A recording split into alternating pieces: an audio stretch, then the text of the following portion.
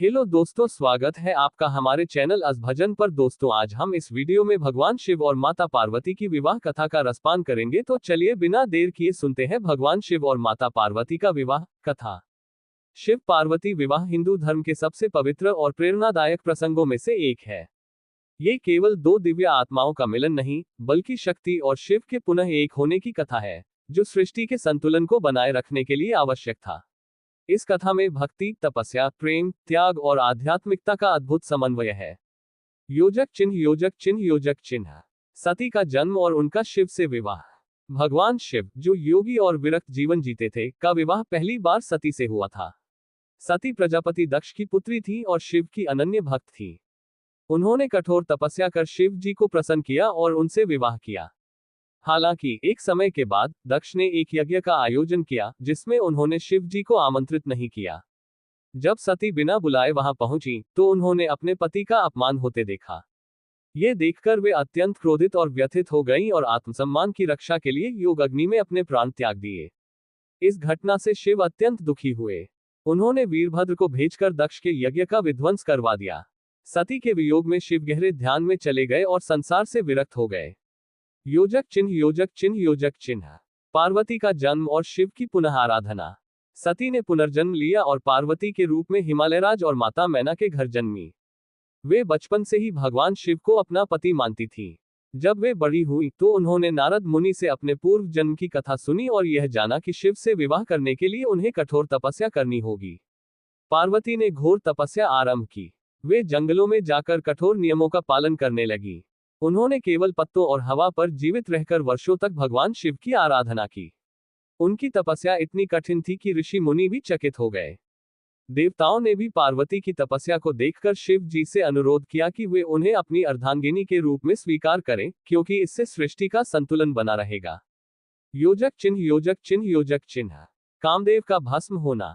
भगवान शिव तब तक गहरे ध्यान में लीन थे और पार्वती की तपस्या की ओर ध्यान नहीं दे रहे थे।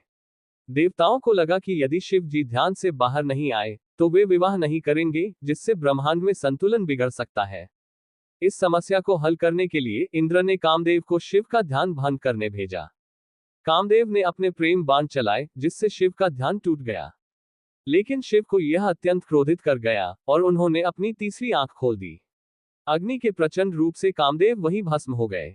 बाद में कामदेव की पत्नी रति ने शिव जी से प्रार्थना की। तब शिव ने उन्हें आश्वासन दिया कि कामदेव अदृश्य रूप में पुनः जन्म लेंगे और श्री कृष्ण के पुत्र प्रद्युम्न के रूप में पुनः प्रकट होंगे।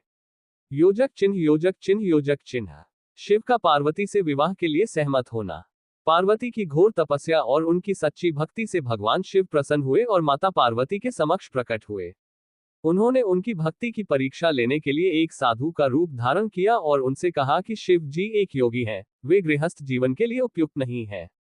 लेकिन पार्वती ने अडिग रहते हुए कहा कि वे केवल शिव को ही अपने पति के रूप में स्वीकार करेगी।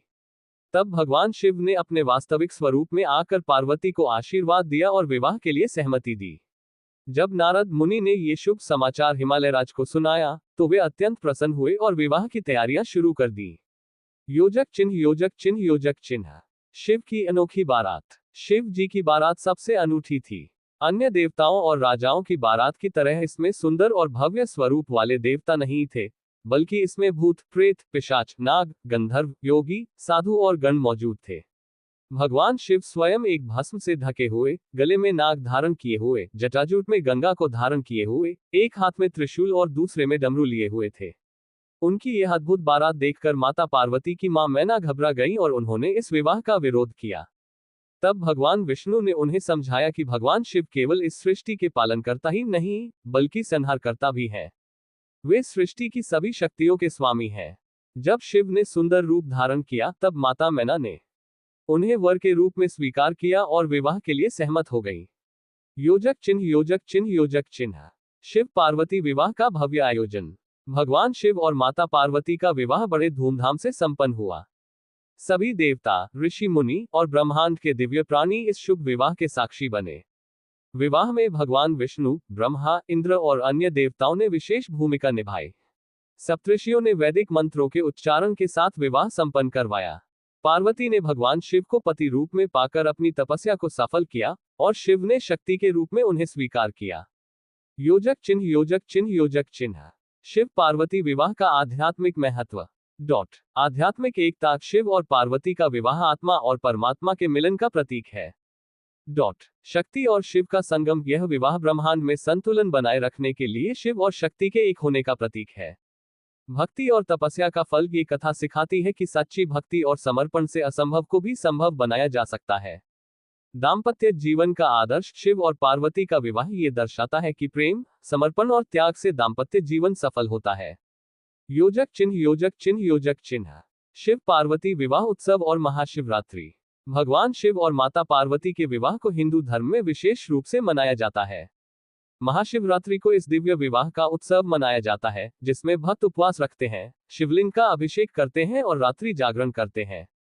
विवाह पंचमी के दिन भी शिव पार्वती विवाह कथा का पाठ किया जाता है और इस पावन अवसर पर शिव और पार्वती के मिलन को श्रद्धा और भक्ति के साथ स्मरण किया जाता है।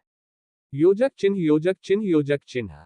निष्कर्ष। शिव और पार्वती का विवाह केवल एक पौराणिक कथा नहीं, बल्कि आध्यात्मिकता, भक्ति, प्रेम और तपस्या का गहन संदेश है।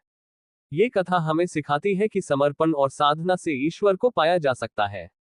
भगवान शिव और माता पार्वती का विवाह संपूर्ण सृष्टि के कल्याण और संतुलन के लिए हुआ, और यह कथा युगों युगों तक भक्तों को प्रेरित करती रहेगी।